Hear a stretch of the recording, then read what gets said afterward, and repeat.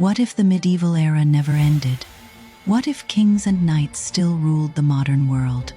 What if 21st century New York looked more like this? Welcome to my channel, and today we're going to find out what would happen if the Middle Ages lasted forever. The first thing you might notice about this alternate version of New York is that there aren't any cars. And this is one of the biggest differences between medieval and modern life. In the Middle Ages, travel was done by foot, horse, or boat. There were no cars, planes, or trains. If you wanted to get somewhere, you had to put one foot in front of the other. This meant that towns and cities were much smaller because it took so long to get anywhere. But trade still needed to happen, and merchants couldn't carry all of their wares on their back. So pack animals like oxen, horses, and donkeys were used to transport goods. These animals were strong but slow, and travel time was a major factor for trade. The fact that these animals needed to eat and drink along the way meant that travelers had to plan ahead. Travelers usually only set out during daylight hours, and they would stop at the next village or town once it started to get dark. This made roads busy during the day, but you could usually count on them being relatively safe after sunset. Because everyone was asleep, the roads were empty and therefore much safer for nighttime travelers. A castle, however, was a different story. While a castle might have been defensible, that doesn't mean it was pleasant to stay in. Many travelers would avoid staying in a castle if they could help it. That's not to say that inns and small shops didn't exist within the castle walls, but unlike in a regular city, you couldn't be sure that your goods would be safe inside a castle overnight. With the threat of bandits and enemy soldiers always present, people would have to guard their goods day and night. So unless you wanted to risk having your wagon raided, you'd have to spend the night in a castle. And while some castles were open to the public, many were private residences for the wealthy or powerful. Commoners would likely have had to crowd into a common room, which may not have even had a lock on the door. A traveler might have been able to leave his horse in the courtyard, but would have to keep watch over his donkey or pack animals throughout the night. Depending on where you were in the medieval world, you might even have to deal with unfriendly locals who weren't too happy that you were sharing their cramped living quarters. If you were lucky enough to make it through the Middle Ages and somehow end up in the modern era, you'd still probably prefer to stay in a hotel instead of a castle. It's unlikely that you'd ever set foot in a castle again, as they fell out of style during the 17th century, and the last castle to be built wasn't completed until 1648. Most castles today are nothing more than historical landmarks, though a few private residences still exist. They've gone out of style because of how expensive they are to maintain and update. For example, just imagine trying to install central air conditioning in a castle. Castles also don't conform to modern building codes, making them dangerous to live in. So unless you're very rich and don't mind spending most of your income on upkeep, it's best to stay in a hotel. Plus, you won't have to worry about pesky things like portcullises and moats getting in the way of your morning commute. Knights would have an even harder time adjusting to modern life. Being a knight was considered the highest honor in medieval society. To become a knight, you usually had to be born into a noble family. Once you reached adulthood, you would then swear loyalty to a king or queen and go through a special ceremony known as a knighting. After this ceremony, you would receive the rank of knight and would be expected to defend the king or queen in battle. Unlike medieval castles, becoming a knight didn't require any particular skills. Anyone who followed the right protocol could become a knight. However, you did need to prove yourself in battle to gain status as a warrior. Knights had many rules they had to follow, such as acting bravely and generously. They were also expected to show respect to those of higher rank and always tell the truth. Now, while it's always good to tell the truth, doing so could land you in hot water during the Middle Ages. Telling the truth to someone of lower social class than you was considered rude, and you could even get sued for slander if you told someone something bad about another person and that person could prove it wasn't true. So if your maid asked you how you liked her new dress, it would have been better to lie and say it looked lovely rather than risk being taken to court. Speaking of court, knights and nobles spent so much time traveling to and from court that there was a whole industry dedicated to keeping their horses fed. You could even become a horse herder if you managed to get a noble's attention. If a knight was traveling to court, he would need to bring several horses with him, as well as enough food and water to sustain both himself and his horses for the journey. This required quite an entourage, including servants to care for both the knight and his horses. Even when the knight wasn't traveling, he still needed someone to care for his mounts. So a job posting went out to see who was available to work as a horse herder. If you were the chosen applicant, you would then travel with the knight and his party to his destination. Then you would stay behind and care for the horses while the knight attended court proceedings. This meant that you got to stick close to a noble and see the inner workings of medieval government firsthand. Just try not to fall in love with the knight. History is full of tales of horse herders falling in love with the nobles they were employed to serve.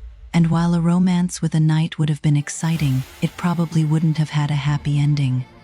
While a horse herder's job was important, it was still considered menial labor, and she would never be accepted into the noble class, unless the knight decided to marry her, but he probably shouldn't, since marrying someone outside of his social class was also frowned upon.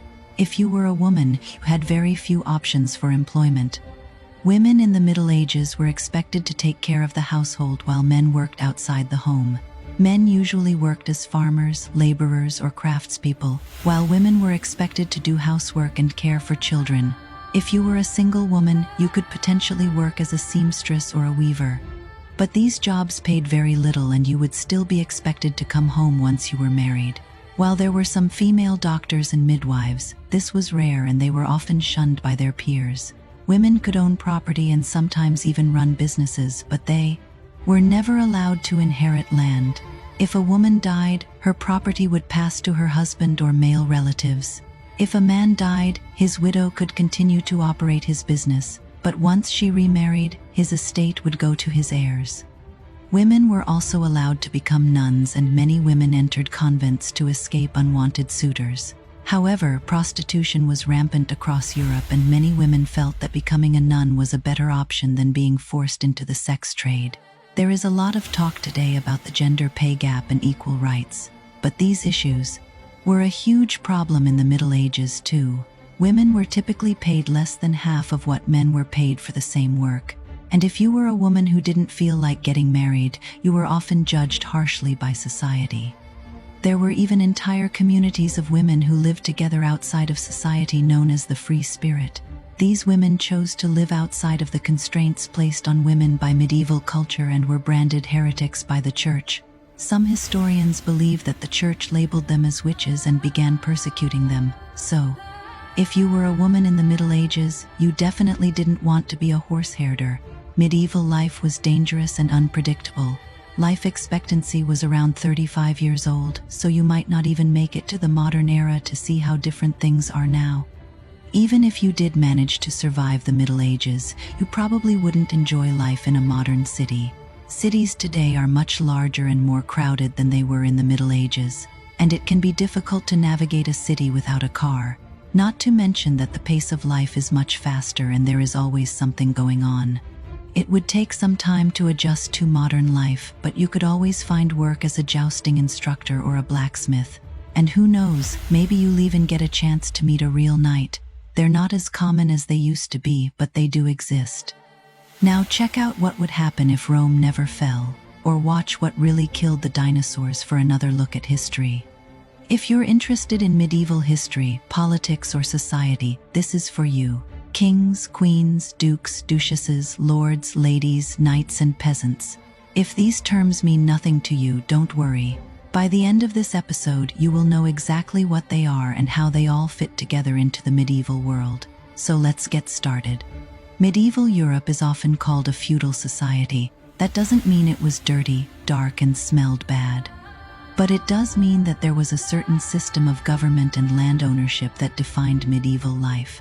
It's not easy to describe this system in just a few minutes, but if you think of the chain of command in the military, it might help. In the military, there's the private, the corporal, the sergeant, the lieutenant, the captain, and so on until you reach the general. Each person has a rank and each person answers to someone higher than them. A private doesn't have to listen to a corporal, but he or she does have to listen to a sergeant, and the sergeant has to listen to the lieutenant, and so on. Feudalism was much the same. It was a hierarchy. In fact, we can start with the king. The king was at the top of the pyramid. He owned all of the land and everyone below him had. To answer to him, under the king were the lords. They were like the king's generals. Now, unlike the military, where most soldiers are grunts and only a very few are high-ranking officers, in feudalism, there were many more lords than there were kings. In England, for example, there were dozens of lords under King John. They were nobles, meaning that they had been given noble titles like lord or lady by the king. But they didn't own the land in their own right. Instead, the king allowed them to use the land for their lifetime. As soon as they died, the land went back to the king. Now the lords were expected to give something back to the king. First, they owed him military service. When the king went to war, his lords had to provide him with soldiers. Second, they also had to give him money, because even though the lord got to use the land, he or she wasn't allowed to sell it. And sometimes the king needed money and he took it from his lords. Finally, the lords had to swear loyalty oaths to the king, promising to be honest and obedient to him. In return for this, the king gave the lords special rights. For example, he might allow them to collect taxes from the people who lived on the land, or he might allow them to hold a court where they could judge minor crimes. Also, in most cases, if a lord died, his son would become the next lord and get to use that land.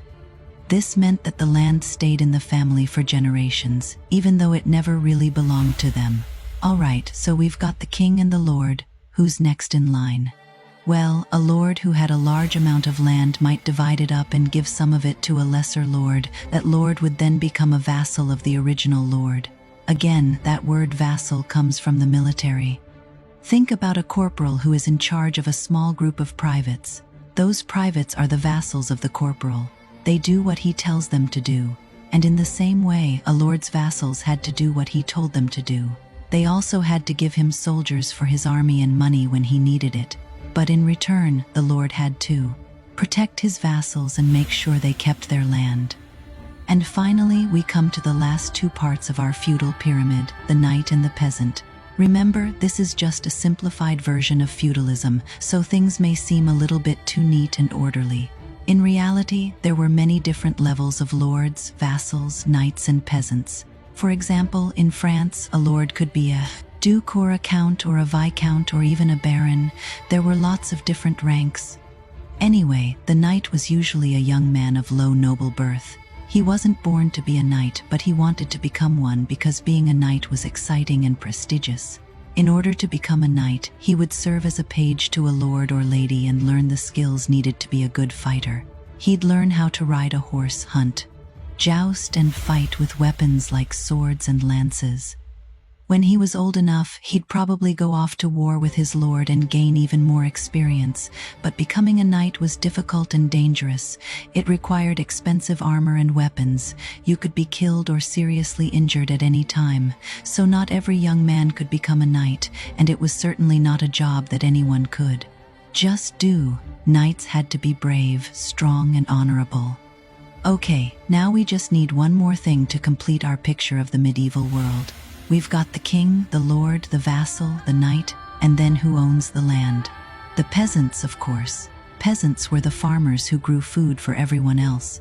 While most Europeans during the Middle Ages were peasants, they weren't necessarily poor. They owned the animals and crops that they used to farm the land, but they couldn't move those animals and crops. That land belonged to the lord, and that's why the peasants were tied to the land. They couldn't go anywhere else. They also had to pay rent to the lord in the form of part of their crops, and they had to work for the lord directly sometimes, helping to build a house or repair a road. But in return, the lord was supposed to protect the peasants and make sure they had courts to deal with any problems they had. Let me say that again. The peasants had to work for the lord and give him some of their crops, but in return, the lord had to protect them and make sure they had courts to deal with any problems. Does that sound fair? It depends. During the High Middle Ages, feudalism worked pretty well in most cases. The king kept order throughout the kingdom. The lords kept order among the peasants on their land, and everyone knew what to expect from everyone else. But over time, feudalism began to fall apart. Kings became more powerful and lords less important. In many places, people began to buy and sell land instead of getting it through loyalty oaths. And finally, there was no longer enough land to go around. At first, the extra people lived alongside the peasants and became serfs. But later, as population increased, they moved into cities and became merchants and artisans. In other words, feudalism was the perfect system for a time when most people lived in the countryside and worked as farmers. But as trade grew and cities grew, feudalism fell out of favor. But what if it hadn't fallen out of favor? What if the USA today was still run by feudal lords? Imagine California as a duchy, New York as a kingdom, and Washington, D.C. as the emperor's seat. It sounds crazy, but in the Middle Ages, it was normal. Hey, thanks for watching. If you liked this episode, check out some others. They're just as fun. A long time ago in a galaxy far, far away, there was a battle between good and evil, light and dark, hot and cold. No, it wasn't an episode of The Simpsons. It was the Battle of Hoth from Star Wars. And we have to ask, could this battle have happened in real life? Now, obviously it didn't, because we don't have a bunch of sentient hairless apes walking around shooting lightning out of their hands. But what about the rest? Rebel X-Wings and TIE fighters? Sure, not likely we'll see those anytime soon, but Imperial at ST's snowspeeders, maybe even Wampus. If history has taught us anything, it's that weird stuff like this does happen eventually. So let's just hope it happens in our lifetime so we can see it. In the meantime though, we're gonna make do with what we got. So here are 5 ways the Battle of Hoth would go down if it were real. Number 3, medieval warfare, tanks, bows, arrows, catapults, knights. When you think of the Battle of Hoth, you think of big vehicles rolling around and firing at things. The rebel base is huge and well fortified. But they have got no way of stopping the Empire from rolling up outside and leveling them with artillery fire. This is where the medieval aspect comes in. For the sake of fun, let's assume medieval warfare tactics and weapons would work perfectly fine in the 21st century. So how would the Empire defend itself against catapults, longbows, and angry mobs of heavily armed infantry? Well, probably pretty well, actually. Medieval armies often had trouble sticking together, which might be a problem when facing off against the likes of an AT-AT. But if the medieval army brings its A game and takes advantage of natural terrain and some careful planning, they might just stand a chance. In fact, history is littered with examples of fewer, better-trained soldiers defeating larger, less organized ones. Against the tide of battle, a well-trained medieval force could certainly hold their own. And speaking of well-trained, number 2, training. Alright guys, listen up. We need a plan. The Rebel Alliance is sort of like Luke Skywalker, young and eager, but perhaps a little green. On the other hand, the Galactic Empire is much more like Darth Vader, powerful, experienced, and kind of scary. They also have a much bigger army. According to sources, somewhere between 40,000 and 80,000 stormtroopers served in the Galactic Empire. By comparison, the entire Rebel Alliance only had around 6,000 troops on Hoth, but size isn't everything. Maybe the rebels could make up for their lack of numbers with superior training. We know from experience that soldiers with extensive training can defeat much larger forces.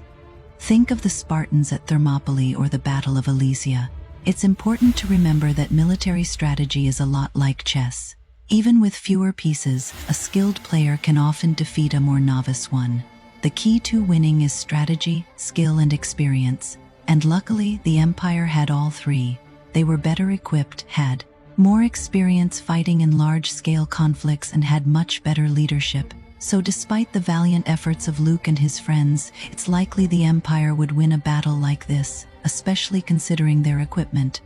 Number 1, equipment. Stormtrooper armor is pretty iconic, but it's also very practical. You wouldn't see many stormtroopers running around in their underwear after a heavy blast from Han Solo's blaster. Their armor is designed to protect them from small arms fire and the elements. Rebel armor, on the other hand, consists of a leather jacket and some knee pads. It looks cool and it works great for speeder bikes, but it won't offer much protection against blasters. The same goes for the Millennium Falcon and the AT-AT. We all know blasters are the real deal. There's no doubt that if Chewbacca had a rocket launcher, he would have gotten that memo before going toe-to-toe with an AT-AT. But what if he had something a bit more conventional? Say a World War II era bazooka. Would that do the trick? It might, just barely. Although the AT-AT is much larger and heavily armored, it also moves rather slowly, and its main purpose is to support troops by providing covering fire. With enough rockets, Chewie could definitely take one of these things out. But who's gonna help him? Stormtroopers have repeating blasters with almost limitless ammo. Luke has a pistol with 6 shots. Han Solo has a bow and arrow. Luke might have some success with his lightsaber, though. Lightsabers are basically the perfect weapon. Not only do they look really cool, but they're made of pure energy, meaning they never dull and they're always sharp. Plus, you can deflect blaster bolts with them. Imagine trying to hit Leia with a blaster while she deflects your shots with her lightsaber. Impossible. The problem with lightsabers, though, is that they require a power source, and with the Empire having a tendency to blow up rebel bases, it's unlikely Luke would be able to keep his lightsaber powered for very long. Still, if he can get close enough to swing it, he might have a chance. But what if we took it to the next level? Number 4. Nukes. We talked about medieval weaponry, so it only makes sense we discuss modern weaponry too. Blasters are a staple of Star Wars, but are they any more dangerous than a real-life weapon? An average blaster bolt might be comparable to a bullet, but with greater range. Stormtroopers carrying E-11D blaster rifles have about 1,000 rounds per standard magazine, and the average blaster takes about 3 seconds to recharge after firing. But what about AT-ATs? These bad boys come packing with 4 laser cannons, which according to Wikipedia can penetrate up to 8 inches of armor plate. That's a lot of steel, but it's not impenetrable. How does it compare to a real-life tank? The main gun on an M1 Abrams is 105 mm and can pierce over 600 mm of steel. The AT-AT, however, has a secret weapon, although it's not designed for direct combat. The AT-AT also carries a nuclear warhead capable of destroying entire rebel bases in one fell swoop. At this point, we can safely say the Empire is at a huge advantage. Luckily, there is one thing that can level the playing field. Number 5, size. Size matters. Just ask anybody who's ever been on the wrong side of a T-Rex in the world. Of Star Wars, there's nothing more dangerous than a hungry T-Rex. Okay, that was a lie. There are plenty of things more dangerous than a T-Rex, like a T-Rex riding a Tauntaun while wearing Stormtrooper armor. Turns out that Tauntauns and Stormtrooper armor aren't much use against T-Rexes, but what they are great for is taking down AT-ATs. Tauntaun size-wise, it falls somewhere in between a horse and an elephant, and elephants are known for their ability to take down even the largest of dinosaurs. Of course, Tauntauns are nowhere near as strong as elephants, but they are fast and agile, which might just be what's needed to take down such a lumbering beast. So if Luke can't defeat the AT-AT with his lightsaber, maybe he can defeat it with a club. In all seriousness, though, there's no way a Tauntaun could take down an AT-AT, so why is this even an option? Well, because the Empire has one huge weakness. Although they have big, scary monsters on their side, they also have weak spots that are laughably easy to exploit. And we know this because it happens all the time in the movies. Just ask Han Solo, Princess Leia, Luke Skywalker, or any of the other main characters who have to destroy an AT-AT. The secret: aim for the legs. Explosives, harpoons, giant snowboards. Even a well-placed missile can bring down an AT-AT as long as you hit the legs. Now, this might be easy in the Star Wars universe where Stormtrooper aim is so bad they can't hit an asteroid if it was standing still. But even the best soldiers in the world would have trouble bringing down an AT-AT, so the only real option left is to use animals. Elephants and Tauntauns aside, the largest land mammal in our universe is the blue whale, which weighs about 190 tons. To put that into perspective, that's about the weight of 30 fully grown Tyrannosaurus rexes. If a blue whale could somehow evolve to walk on land, it would be nearly unstoppable. And if Han Solo could convince one to help the rebellion, then it might just be the Empire's worst nightmare. Well, there you have it, folks. Outnumbered, outgunned, and with a distinct lack of blasters, the Rebel Alliance doesn't stand much of a chance against the Galactic Empire. The only question now is, what would happen if the Empire attacked first? Click here to watch one of these next videos. And let us know in the comments section which side you would fight for if this battle actually happened in real life. The Middle Ages were not known for its economic mobility or innovation, but trade did continue to grow during this period in Europe. Hey there and welcome back to the channel. In this video, we're going to discuss how medieval European economies functioned. And if you would like to learn more about the economy of medieval Europe, stay tuned because it is coming up next. Medieval European economies can be broken down into three sections: agriculture, trade, and industry. The majority of Europeans worked in agriculture. There are lots of peasants. The working hours were long with little rest and wages were low. They were so low that most people could not afford to leave the farm without their lord's permission. The serfs could only leave their lands if they had their lord's permission, and if they didn't have permission and they left anyway, they could be put in jail or worse. Serfs were also taxed heavily. They had to pay rent to the owner of the land they farmed, usually in the form of 1 day's labor a week or taxes in kind, meaning that part of what they grew had to go to the landowner. When the harvest was bad, the serfs suffered. They could not store enough grain for hard times, and when famine struck, they suffered greatly. But when the harvest was good, then the lords got rich. In order to break out of the cycle of poverty, a person needed money, and a lot of it. A person who had money and took risks by investing in new technologies or started a business was called an entrepreneur. Entrepreneurs could make lots of money in medieval Europe. Medieval entrepreneurs often became very rich. They were not necessarily merchants, though many merchants became quite wealthy. A merchant is simply a person who buys and sells goods. Some merchants made large fortunes buying and selling spices, silk, and other luxury items. If you wanted to be a merchant, you probably had to start at the bottom and work your way up. You might start as an apprentice learning the skills of a particular craft. After years of training, you could become a journeyman, which meant you were qualified to do the job. With some experience under your belt, you could open your own shop and become a master. As a master, you could hire apprentices and journeymen to work for you. So while you might start out as a lowly street vendor, you could build up your business and eventually run a major trading company. The key to being successful in business was having a good product that lots of people wanted. For example, those luxury items from Asia like silk and spices were very profitable. The demand for these items was high in medieval Europe, but the supply was low, so the prices were high. This high demand and low supply meant great profit for the merchants who could get them. Not everyone had access to those exotic goods, though. In order to get to Europe, they had to travel through the Middle East, which was controlled by Muslims at the time. So European Christians were wary of doing business in Muslim lands.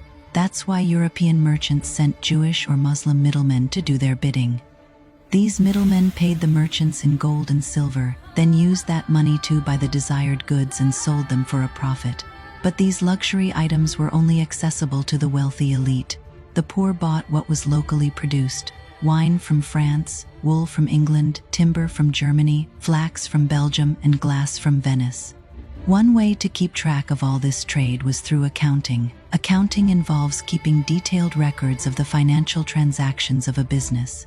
It helped merchants keep track of their money and assets. It also kept track of how much money the king received in taxes. Think of a spreadsheet, but done with quill pens and paper. Double-entry bookkeeping was the method used in medieval Europe. In this method, every transaction was recorded twice, once as a debit and once as a credit. This helped ensure that the records were accurate and complete. One of the best-known medieval accountants was the Italian monk Luca Pacioli. He wrote a book called Summary of Arithmetic, Geometry, Proportions, and Proportionality. It was published in 1494 and is considered the first accounting textbook. While it wasn't specifically written for merchants, it laid the foundation for double-entry bookkeeping. Trade guilds played an important role in medieval European economies. A trade guild was an association of merchants or artisans who dealt in a particular good. Its purpose was to protect the interests of the merchants and artisans. They set standards for quality and established rules for the trade. They also provided a support system for members.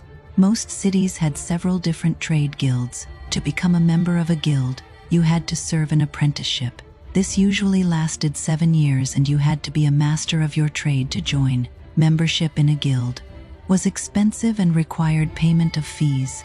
Being a member of a guild offered many benefits, though. Members were guaranteed a certain standard of living and they were protected from competition.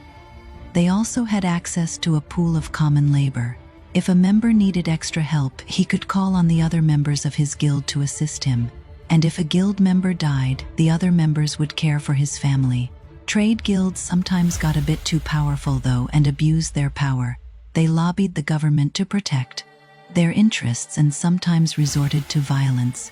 They were also resistant to change, since it was hard to get into a guild and merchants and artisans were reluctant to give up the security of a guild. This led to stagnation in many industries. The most famous medieval trade guild was the Hanseatic League. It was a group of northern European merchants that dominated trade in the Baltic Sea from the 13th to 17th centuries. At its peak, the League had over 100 members. Now let's take a look at markets. There were two kinds of markets in medieval Europe: open-air marketplaces and indoor shops. Open-air marketplaces were common in rural areas and were used for buying and selling agricultural products. They were also used for trading manufactured goods. Indoor shops were common in urban areas and were used for retail sales. They were also used for personal services such as barbering and shoe repairing. Markets were important social institutions in medieval Europe. They were places where people could come together and trade goods and services. They were also a source of news and gossip. The market was the place to be if you wanted to know what was going on in the world. People from all walks of life came to the market. Peasants came to sell their produce and buy manufactured goods. Merchants came to buy and sell a wide variety of goods, and nobles came to buy luxury items and socialize. Markets were also important to the economy. They provided a place where buyers and sellers could come together and exchange goods and services. This helped to stimulate economic activity and promote trade. Finally, let's talk about a medievalized trade internet, the Silk Road. The Silk Road was a network of trade routes that connected Europe with Asia. It was named for the silk that was traded along the routes. However, silk was not the only good that was traded. Other goods included spices, tea, porcelain, and precious metals. The Silk Road was important because it connected different cultures and facilitated the exchange of goods and ideas. It also helped to stimulate economic activity and promote trade. The Silk Road was also dangerous. Travelers faced the threat of bandits, wild animals, and harsh weather conditions. Despite the dangers, many people traveled the Silk Road because the rewards were great. Those who successfully navigated the route could make great profits by trading the valuable goods of Asia for the gold and silver of Europe. The Silk Road was a very important part of the medieval economy. It helped to connect Europe with Asia and facilitate the exchange of goods and ideas. It also helped to stimulate economic activity and promote trade. So now you know a little something about medieval economics. What do you think? Leave a comment below. If you enjoyed this video, please hit the like button. It really helps us out. Thanks for watching. See you next time.